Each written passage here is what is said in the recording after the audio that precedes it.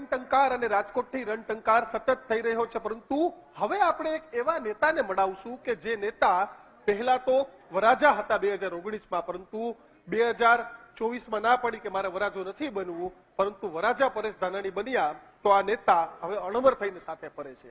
ત્યારે ચાલો જાણીએ આ નેતા કોણ છે અને આ નેતાની રણનીતિથી 2024માં રાજકોટનું રણ મેદાન સર થશે કે નહીં. પરંતુ ચાલો પહેલા જોઈએ આ નેતાની એક ઐતિહાસિક ઝાંખી. સૌરાષ્ટ્રના રાજકારણની રજેરજ જાણનાર ખેડૂત આગેવાન અને પાટીદાર નેતા છે લલિતભાઈ કગથરા. વ્યવસાય ઉદ્યોગપતિ પણ સેવાના અભિગમ સાથે રાજકારણમાં જોડાયેલા કોંગ્રેસના આ કદ્દાવર નેતા પડધરી ટંકારાના પૂર્વ ધારાસભ્ય છે. વર્ષ 2019ની લોકસભાની ચૂંટણીમાં તેઓ રાજકોટ લોકસભા બેઠક પરથી ચૂંટણી લડ્યા હતા. જો કે ભાજપના ઉમેદવાર સામે તેમણે હારનો સ્વાદ ચાખ્યો હતો. સ્વભાવે સ્પષ્ટ વક્તાની ઓળખ ધરાવતા આ નેતા પરેશ ધાનાણી માટે સતત પ્રચારમાં વ્યસ્ત છે. ત્યારે ચાલો હવે તેમની પાસેથી જાણીએ કે જનતાનો કેવો પ્રતિસાદ આ વખતે કોંગ્રેસને મળી રહ્યો છે. વેલકમ લલિત કગથરા, સ્વાગત છે તમારું ગુજરાત ફર્સ્ટમાં. તો લલિત કગથરા આપણી સાથે આવી ગયા છે. સીધા જ સવાલોથી તેની સાથે શરૂઆત કરીશું. લલિતભાઈ, પહેલા તો કીધું હતું કે આ વખતે પરેશભાઈ વરાજા બનવા તૈયાર નતા, તમે નતા. હવે પરેશભાઈ વરાજા બની ગયા, તમે અણવર બની ગયા, પણ જીતનું ગણિત શું? રાજકોટની સંસદીય મત વિસ્તારમાં ગયા વખતે હું કોંગ્રેસ પાર્ટીનો ઉમેદવાર હતો. હું 3.5 લાખ કરતા વધારે મતે હાર્યો હતો, હું સ્વીકારું છું. ત્યારે એક પુલવામા જે બન્યું હતું અને ભારતીય જનતા પાર્ટીમાં લોકોને જે મોદી સાહેબ 2014માં આવ્યા હતા અને પુલવામા જેવી એક સેન્સિટિવ એક્સિડન્ટ થયું હતું અને આપણા ઘણા બધા સૈનિકો શહીદ થયા હતા, ત્યારે એક લાગણીનો પ્રવાહ હતો અને હું 3.5 લાખ કરતા વધારે મતે હાર્યો હતો.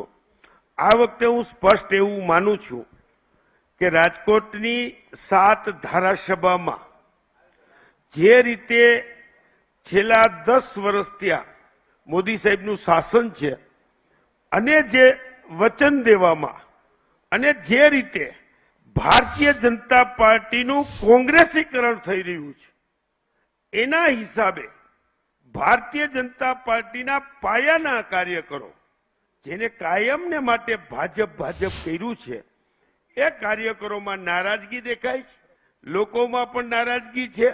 મોંઘવારી પરાકાષ્ઠાએ છે, બેકારીનો કોઈ લિમિટ નથી. આ સંજોગોમાં કોંગ્રેસ પાર્ટી આ સીટ જીતવાની ને જીતવાની. લલિતભાઈ, તમે લડ્યા ને ત્યારે તમે ધારાસભ્ય હતા, વાંકાનેરથી પણ કોંગ્રેસના ધારાસભ્ય હતા. આ વખતે એક પણ ધારાસભ્ય નથી રાજકોટ લોકસભા બેઠક પર આપનો, કેવી રીતે જીતવાના? બહુ સાચી વાત છે કિશનભાઈ. ગયા વખતે હું ધારાસભ્ય હતો, વાંકાનેરથી પીરજાદા સાહેબ ધારાસભ્ય હતા, પણ ત્યારે જે બહુ સાચી વાત છે ને તમે સમજો, હું કહું છું, આ 2015માં જે આંદોલન હતું અને પાટીદાર આંદોલનના હિસાબે જે લોકોનું માનસ બદલ્યું હતું અને અમે અને પીરજાદા સાહેબ ધારાસભ્ય બની ગયા હતા અને પીરજાદા સાહેબ પણ ધારાસભ્ય હતા, તેમ છતાંય તમારી બેઠક ઉપર તો 18,000ની ખાધ હતી, તમે પોતે લડતા હતા. 14,000ની હું કહું છું તને. આપ તારે પ્રશ્ન હોય કે ને હું વાત કરી લો એટલે કે છે વિલા. સવાલ એ છે કે ઓલી વખતે ક્ષત્રિય ઓલી વખતે પાટીદાર આંદોલન હતું અને આ 2024માં ક્ષત્રિયોનું આંદોલન છે, એટલે આ સીટ અમે જીતવાના. પણ ક્ષત્રિયોના મત નિર્ણાયક ભૂમિકાના થોડા છે લલિતભાઈ.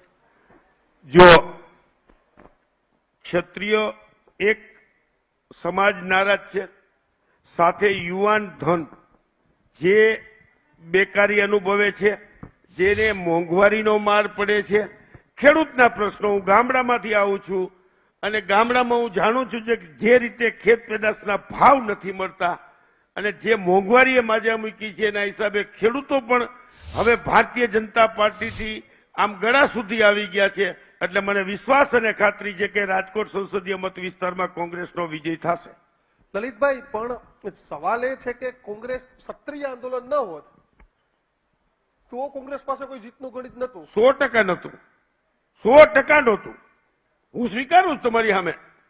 હું સ્વીકારું છું કે અમે અમારી પાસે જે રીતે સંગઠનમાં નબળાઈ છે, જે રીતે લોકોનો અમારા આ 7 ધારાસભામાં અમારી જે હાર થઈ હતી અને જે સિચ્યુએશન હતું, નિરસતા હતી. જે સિચ્યુએશન હતી, જે પરિસ્થિતિ હતી, એ પરિસ્થિતિમાં રાજકોટ સંસદીય મત વિસ્તાર જીતવાની જગ્યા નહોતી. હું સ્વીકારું છું. હવે રાતોરાત ક્ષત્રિયોનું આંદોલન 100% કેમ નહીં, થઈ ગયું. કેમ નહીં, કેમ નહીં. ક્યાં સુધી કોકના ભરોસે રહેશું આપણે? તમે પેલા હાર્દિક આપણું પટેલના ભરોસે કોંગ્રેસનું રહ્યા. સંગઠન, આ જીતા કોંગ્રેસના બૂથ, જીતા 78 સીટ આવી, હાર્દિકના આંદોલનમાં આવી પણ હવે અને આ આંદોલનમાં ગુજરાતમાંથી 7 સીટ કોંગ્રેસની આવશે. લખી લે ભાઈ દીક્ષિત. એટલે ભાજપ 26 માંથી 26 ની વાત કરે એ છે. ભાજપને તો હવામાં ફાંકા 26 મારવા છે એટલે કોણ રોકી શકે? 26 માંથી 26 નો તો પ્રશ્ન રહ્યો જ One by નથી. one. સુરતની બેઠક One તો by જતી one. રહે. કાકા સુરતની બેઠક તો જતી રહે તો 25 માંથી 25 ની જ વાત કરવાની ને આપણે. સાચી વાત છે. એમાંય બે હજી આપને લડવાની છે એટલે અમે 23 માં લડીએ છીએ. હા, હા. બરાબર છે, અમે સ્વીકારી છીએ. હા. જે રીતે એટલે તમે 23 માંથી 7 સમજી લે, એક પ્રશ્નનો જવાબ લે પછી બીજો પ્રશ્ન કર ને મારા તમને ભાઈ. એવું કહું 23 માંથી 7 કે 25 માંથી 7? હું આપને કહું છું, મારી વાત સાંભળી લ્યો. હા. ગણિત ભાંગાકાર માટે થઈને આપણે બેઠા નથી. હા આપણે જે સિચ્યુએશન છે એની વાત કરવા બેઠા છીએ. બિલકુલ. હું આપને સ્પષ્ટ કહું છું કે ગુજરાતની પ્રજાએ આ વખતે નક્કી કરી લીધું છે. જે છવિની વાત કરતા હતા એને એક જીતી લીધી છે બિનહરીફ, અને એ સરમુક્તશાહી સ્ટાઇલથી જીતી છે.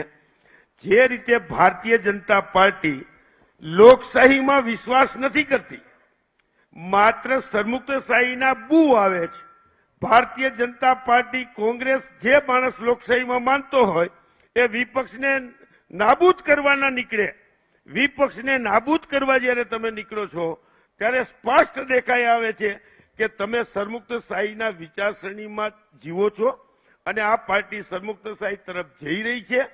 હું એવું સ્પષ્ટ માનું છું કે ભારતીય જનતા પાર્ટીનો ધારાસભ્ય અથવા ભારતીય જનતા પાર્ટીનો સંસદ સભ્ય એ પ્રજાનો પ્રતિનિધિ નથી.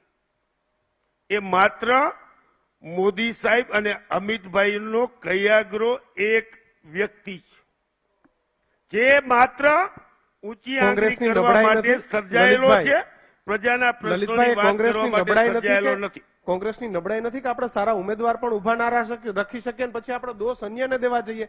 તમારા નિલેશ કુંભાણી ફૂટી જાય ને આપણે દોષ ભારતીય જનતા પાર્ટીને કેવી રીતે હું આપી આપને એ જ શકીએ? કહેવા માંગુ છું કે નહીં નહીં, તમારા ઉમેદવારો વાત કરી લે, ફૂટી પછી હું તને જાય. હું એ જ કહું છું કે તમારા ઉમેદવાર ફૂટી જાય, તમારા ટેકેદાર ફૂટી જાય ને આપણે દોષ અન્યને આપીએ. આ તો કયું રાજકારણ? આ વાત એવી થઈ કે તમારા ઘરમાં ઘરફોડી થાય, તમારી પાસેથી ઘરેણું લૂંટી જાય, ઘર કોઈ તોડીને ચોર લઈ જાય, પછી ઘર ધણીને તમે એમ કહો કે તારામ તેવડ નથી ઘરમાં હાચવવાની. આ પ્રશ્ન કરો તમે. તમે ઘર તોડવા વાળાને, ઘર ફોડવા વાળાને પ્રશ્ન કરતા થાવ. કારણ કે તમારે લોકશાહીમાં નથી રહેવું. તમારે કોઈ પણ માણસને, પ્રજાના પ્રતિનિધિને, પ્રજાના મતથી ચૂંટાયેલાને કોઈ પણ પ્રકારે એને પ્રકારે તમારે તમારી પાર્ટીમાં ભેળવવા છે. એનો મતલબ એમ થઈ ગયો છે કે તમે લોકશાહીમાં માનતા નથી. તમારે સામે વિરોધ પક્ષને રહેવા નથી દેવો. શું કામ ને ભાઈ? આજ ભારતીય જનતા પાર્ટી છે.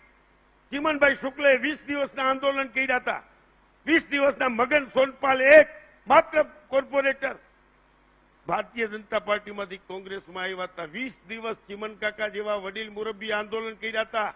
એ ભારતીય જનતા પાર્ટીના પાયામાં છે, એ ભૂલવું ન જોઈએ. પણ લલિતભાઈ, આંદોલન થયા ત્યારનો માહોલ અલગ હતો, આજનો માહોલ અલગ છે. એટલે આજનો માલ, હા, આજ વાત તમને કહેવા માંગુ છું. તેથી સિદ્ધાંતનો માહોલ હતો, આજનો ખરીદ વેચાણનો માહોલ છે. ચૂંટણીના માહોલની વાત છે. વેચાઈ કેમ જાય છે? એને પ્રકારે તમારે સત્તા જોઈ છે. એની હાવ તમારે લોકશાહીના મૂલ્યોને મારીને મચડી નાખવા છે. તમારે માત્ર સત્તા મેળવવા માટે થઈને કોઈ પણ રસ્તો અપનાવો. કોંગ્રેસને સત્તા નથી જોતી લલિતભાઈ? અમારે લોકશાહીના ઢબે સત્તા જોઈ. તમે સત્તા માટે ચૂંટણી નથી લડતા? લોકશાહીના ઢબે સત્તા જોઈ. અમારે ભારતીય જનતા પાર્ટીની જે સિસ્ટમ હાલે છે એ સિસ્ટમથી સત્તા જોતી નથી. અમારે નરેન્દ્ર મોદી સાહેબની જેમ ખોટા વચનો દઈ અને લોકોને ગુમરાહ કરીને તમને પ્રજાને ગુમરાહ કરીને અમારે સત્તા નથી જોતી. સત્યથી, સાચી વાતથી લડાઈ કરીને સાચા રસ્તે સત્તા જોઈ છે. તો આ વખતે રાજકોટથી મળશે. મારો ફરીથી સવાલ, રાજકોટનું એવું ક્ષત્રિય સમાજ સિવાયનું કયું ગણિત? કારણ કે નિર્ણાયક મતો તો લેઉવા પટેલના છે. જુઓ, રાજકોટની 7 સંસદીય મત વિસ્તાર છે. એમાંથી 3.5 સંસદીય ધારાસભા વિસ્તાર છે. રાજકોટની 7 ધારાસભા છે. એમાંથી 3.5 ધારાસભ્ય ગ્રામ્ય વિસ્તારની છે, જે ખેડૂત, ખેતી અને ગામડા સાથે સંકળાયેલો છે. જે વર્ગ 100% દુઃખી છે, એમને ખબર છે કે આજે છેલ્લા 4 વર્ષ થયા કપાસના ભાવ 1100 થી 1400 ની વચ્ચે રમે છે. કપાસને પેદાશ કરવા માટે બિયારણ, ખાતર, દવા, મજૂરી, ડીઝલ આ તમામ ભાવમાં 40-50% વધારો થયો છે. આ લોકોના ફેમિલીમાં પણ જેને દીકરા પરણાવા છે એને હોનું લેવા જવું પડે. રાજાના કુંવરની જેમ કૂદકે ને ભૂસકે રાતનું વધે એટલું દીનું વધે છે, દીનું વધેથી રાતનું વધે છે. આ બધા પ્રયાસથી પબ્લિક આજે ભયંકર દુઃખી છે. મને આશા ને વિશ્વાસ છે કે રાજકોટ સંસદીય મત વિસ્તારની પ્રજા કોંગ્રેસ સાથે રહેશે. જૂથવાદ છે રાજકોટમાં? રાજકોટમાં જૂથવાદ છે? કિશન, જૂથવાદ કરતા મારો સવાલ એ છે, જ્ઞાતિવાદની વાત કરી. તમે કીધું ક્ષત્રિય સમાજ સાથે રહેશે. મારો સવાલ તો લેઉવા પટેલના 3,90,000 કરતા વધુ મત છે. ભાજપ સાથે જોડાયેલા સમાજ, પાટીદાર સમાજ, આ વખતે કોંગ્રેસ એમાં ગાબડું પાડી શકશે? 100%. કઈ રીતે? જો દરેકને આપણે ગમે તેટલી વાતો કરીએ, મારી વાત બહુ સ્પષ્ટ સમજી લેજો, ગમે તેટલી વાતો કરીએ તો પણ જ્ઞાતિના પ્રમાણે આપણે દરેક પાર્ટી ટિકિટ આપે છે. જ્ઞાતિના કેટલા મત છે એનું કેલ્ક્યુલેશન કરીને ટિકિટ આપે છે. જ્ઞાતિનો ઉમેદવાર હોય તો ગમે તેવો મતદાર, ગમે તેવો વેવ હોય તો પણ જ્ઞાતિ તરફ ઢળે છે. એ આખા ગુજરાત અને સૌરાષ્ટ્રમાં તમામ જગ્યાએ સત્ય હકીકત છે. નંબર 1. બીજી વાત એ છે કે લેવા પટેલ સમાજના મતદારો હોય એટલે પાટીદાર સમાજના આંદોલનમાં આજ પાટીદાર સમાજ આજ રિંગ રોડ ઉપર રાતના 2 વાગે હાર્દિક પટેલને આવકારવા માટે રિંગ રોડ આખો ભરાઈ જતો હતો. તો જ્ઞાતિવાદ નહોતો? જ્ઞાતિવાદને હિસાબે જ ભેગા થતા હતા કે એમને થતા હતા? તો જ્ઞાતિવાદની અસર દરેક માણસને માઇન્ડ ઉપર થાય. તને પણ હાર્દિક, તને પણ ઠાકર સમાજનો, ઠક્કર સમાજનો સામે મળે. અમારો છોકરો બેઠો તો તું એને મળવા આવ્યો, કારણ કે એ આપણા સમાજનો છે. તો મને આશા ને વિશ્વાસ છે કે આપણા સમાજની વ્યક્તિ કોઈ પણ ને હોય તો એટલે પરેશભાઈ નું તમે કહો છો કે પરેશભાઈ તમારું કેવું આડકતરી રીતે એવું છે કે લેઉવા પાટીદારો પરેશ ધાનાણીની સાથે રહેશે? હું એવું માનું છું કે રાજકોટ સંસદીય મત વિસ્તારના તમામ સમાજો, એ લેવા સમાજ હોય કે વાણિયા સમાજ હોય કે પછી ક્ષત્રિય સમાજ હોય, કોળી સમાજ હોય, તણે બધા જ સમાજો ખોટી વાતથી હવે કંટાળી ગયા છે. હવે ઉલટી આવે છે. તમે વચનની વાતો કરો છો તો ઉબકા આવે, ગેરંટી આપે છે, ઉબકા આવે. આ ગેરંટીથી ઉબકા આવે, ઉલટી થાય કે બહુ થયું, હવે બહુ થયું ભાઈ, અમે ધરાઈ ગયા તમારા વચનોથી. એટલે હવે આ વચનોમાં પડવા પ્રજા માંગતી નથી. વાસ્તવિકતા વાત કરવા માંગે છે કે કોંગ્રેસ પાર્ટીએ કાયમને માટે રિયાલિટીની વાત કરી છે, શક્ય હોય એની વાત કરી છે, અશક્યની વાત કરી નથી. લલિતભાઈ, તમે કડવા પાટીદાર સમાજમાંથી આવો છો. એવું દુઃખ થયું કે આ વખતે સૌરાષ્ટ્રમાંથી એક પણ લોકસભામાં કડવા પાટીદારને ટિકિટ ન મળી. બાકી એવું સમીકરણ હોય, પોરબંદર લેવા હોય તો રાજકોટ કડવા પાટીદાર આવે, જામનગર પણ તમે આ વખતે લેવા પાટીદારને ટિકિટ આપી, રાજકોટ લેવા પાટીદાર, પોરબંદર લેવા પાટીદાર, અમરેલી જાવ તો લેવા પાટીદાર. તો કડવા પાટીદારને તમે કહો છો કે બધી જ્ઞાતિને સાથે લઈને ચાલવું પડે, તો ન ઉત્તર ગુજરાતમાં એ સમીકરણ બેઠું કે સૌરાષ્ટ્રમાં બેઠું? જો દીકથી સાવ રિયાલિટી વાળી વાત કરું છું કે કોંગ્રેસ પાર્ટીએ ગઈ સંસદની ચૂંટણીમાં દરેક સમાજની સામે એ જ સમાજનો ઉમેદવાર આપ્યો હતો. દાખલા તરીકે જામનગરમાં તો વિક્રમભાઈ માડમ એ પૂનમબેન માડમ સામે લડતા હતા. અહીંયા લલિત કગથરા મોહનભાઈ કુંડારિયા સામે લડતા હતા. જુનાગઢની અંદર પુંજાભાઈ વંશ એ ભાઈ આની સામે લડતા હતા, એ વિનોદભાઈ સામે. એટલે દરેક જગ્યાએ દરેક સમાજના સામાન્ય રીતે એના ઉમેદવાર આપ્યા હતા.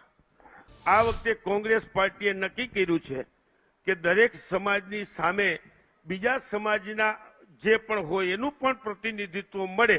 ધારો કે જામનગરની અંદર છેલ્લા 25 વર્ષથી આ લેવા પટેલ સમાજને ટિકિટ કોઈ પણ પાર્ટીએ નહોતી આપી, તો આ વખતે કોંગ્રેસ પાર્ટીએ લેવા પટેલ સમાજને ટિકિટ આપી.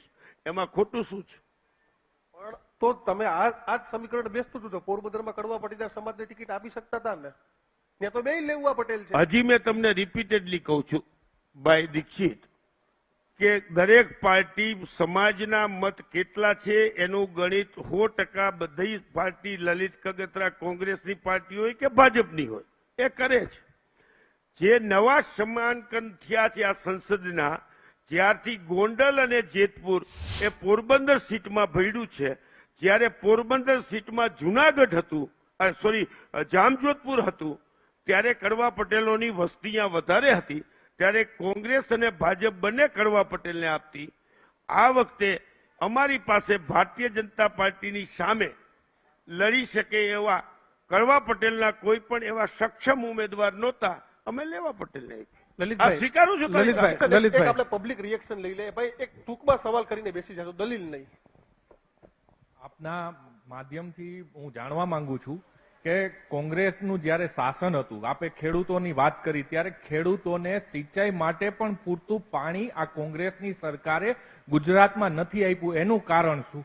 અને બીજો પ્રશ્ન છે કે કોંગ્રેસના શાસનમાં સૌરાષ્ટ્રનું કાઠિયાવાડ ગુંડાગર્દીઓથી ખદબદતું હતું, ત્યારે પણ આ રાજકોટની જનતા અને સૌરાષ્ટ્રની જનતા જાણે છે કે આપના નેતાઓ એમને છાવરતા, એનું કારણ શું? બિલકુલ. એક મિનિટ પહેલા આનો પ્રશ્ન જવાબ દે. બે સવાલ સાથે લઈ લો. પ્લીઝ પ્લીઝ આ દઈ દો, પ્લીઝ દઈ દો, પ્લીઝ. દઈ દો. જો મિત્ર આપની બહુ સાચી વાત છે. રાજકોટ અને મારી વાત સાંભળી લો, હું તમને બહુ ક્લિયર કહું, પછી તાલી પાડો. સમજી લેજો મારી વાત, બહુ સ્પષ્ટ કહું છું કે સૌરાષ્ટ્રની અંદર કોંગ્રેસનું જ્યારે શાસન હતું, 74, 75, 76, 72, 73, 3 બહુ જ મોટા દુકાળ પડ્યા હતા અને આ રાજકોટને રેલથી પાણી પાયું હતું.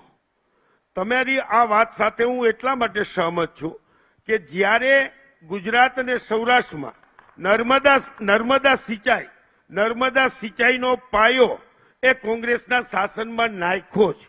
શરૂઆતની જે પ્લાનિંગ તમને ખબર ન હોય તો અહીંયા એન્જિનિયરિંગ આખી નર્મદા શાખા હતી, આખી નર્મદાની શાખાની અહીંયા 80 સુધીની અહીંયા પોસ્ટ હતી અને કોંગ્રેસ પાર્ટીનું પ્લાનિંગ આખું ત્યારે થયું હતું. આ 100% અમલીકરણમાં અમારું શાસન ગયું. અને જો કેશુભાઈ મુરબ્બી કેશુબાપા આવ્યા અને કેશુબાપાએ સૌરાષ્ટ્રની અંદર જે સિંચાઈઓની યોજના લઈ આવ્યા, ત્યાર પછી દરેક જગ્યાએ સિંચાઈઓના હિસાબે ખેડૂતોને પાણી મળતું થયું છે. એ વાત હું તમારી સાથે સ્વીકારું છું. નંબર 2, તમે જે સૌરાષ્ટ્રની ગુંડાગીરીની વાત કરો છો એ તમામ ગુંડા ક્યાં છે ત્યારે? તમારા ભાજપમાં. ભારતીય તમામ જનતા ગુંડા પાર્ટીના ભાજપમાં. ભારતીય જનતા પાર્ટીના લાવો નામ ગુંડાગર્દી- સહિત કહું, નામ ગુંડા- સહિત કહું. ભાઈ, દલીલ- સૌરાષ્ટ્રના તમામ ગુંડાઓ ભાજપમાં જ. દલીલ ન કરી. નામ સહિત કહું, નામ સહિત. કાકા, ગુંડાગર્દી વિરોધી લલિતભાઈ, નામ- સમિતિ ભારતીય જનતા પાર્ટીએ રચી હતી અને આપણે ગુંડાઓ સવાલ- સામે લડી. સમયનો અભાવ છે, સમયનો અભાવ. ભાઈ, આપણો next લલિતભાઈ, સવાલ કોણ ભાજપમાં ગુંડા છે? નામ આપો. મારે જે વખતે સૌરાષ્ટ્રમાં, મારી વાત સાંભળી લ્યો, સૌરાષ્ટ્રમાં કેશુબાપાનું શાસન આવ્યા પહેલા જે લોકો પ્રખ્યાત હતા, પછી અત્યારે મારે નામ લઈ અને એટલા માટે વિવાદમાં નથી પડવું, તમને ખબર છે કેટલાય લોકો ધારાસભ્ય છે, કેટલાય લોકો તમારા નેતાઓ છે અને તમારી સાથે ભારતીય, જો આજે બહુ સ્પષ્ટ કહું છું, સૌરાષ્ટ્રનો એક ક્ષત્રિય સમાજનો કે કોઈ પણ સમાજનો કોઈ પણ બાહુબલી નેતા કોંગ્રેસમાં બતાવો. એક પણ બાહુબલી નેતા અત્યારે તમે મને કોંગ્રેસમાં બતાવો, ભૂતકાળમાં તો એ જ હતું ને. અત્યારે બતાવો. એટલે એ બધા તમારા ભેગા છે. ભૂતકાળમાં તો એ જ જો હતું ને. હજી ભૂતકાળની તમે 20 વર્ષ પહેલાની વાત કરો છો. હું વાત તમને અત્યારની થવી જોઈએ. અત્યારની હું તમને વાત કરું છું કે તમે અત્યારે એક પણ ગુજરાતનો નામ સૌરાષ્ટ્રનો આપો ને, નામ. બાહુબલી નેતા નામ બતાવો. આપો. મિત્ર દલીલ નહીં, પેલા કીધું હતું. બિલકુલ લલિતભાઈ, તો આભાર તમે અમારી સાથે હેલ્ધી ચર્ચામાં જોડાયા બદલ. અમે પણ ઈચ્છતા હતા કે હેલ્ધી ચર્ચા થાય. એક મિત્ર બિલકુલ સવાલ કરી દો ભાઈ.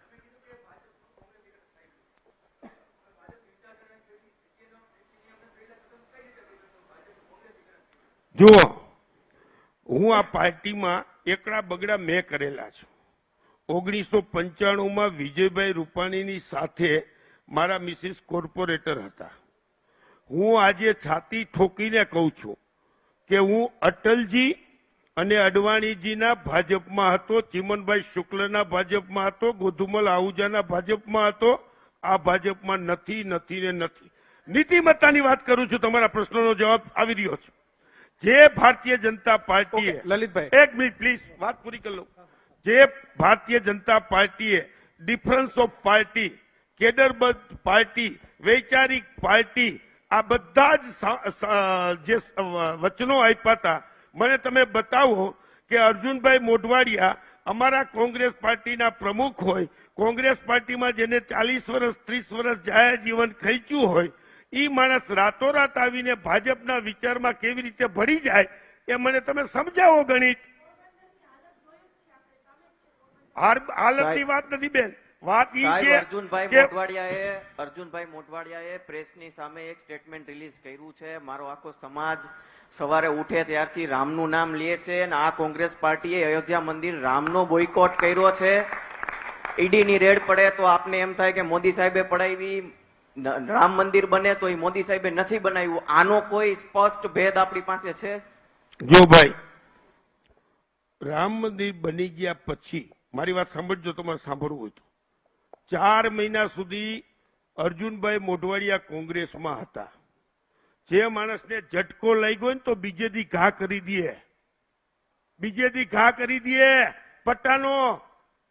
પણ આ વાત ભાજપમાં જવા માટે, ભાજપ સાથેના સેટલમેન્ટ માટે કરેલી બધા નેતાઓની વાત છે. જો રામ મંદિરની હિસાબે એને ઝટકો લાગ્યો હોય તો રામ મંદિરમાં જદી કોંગ્રેસે ના પાડી કે અમે એમાં આ સમારંભમાં નહીં જાય, તો કેમ તેદી જ રાજીનામું ન દઈ દીધું ભાઈ? ઓકે, 3 લલિતભાઈ. મહિના સોના માટે રાહ જોઈ. લલિતભાઈ, બધી વાત થઈ ગઈ. છેલ્લો પ્રશ્ન છે.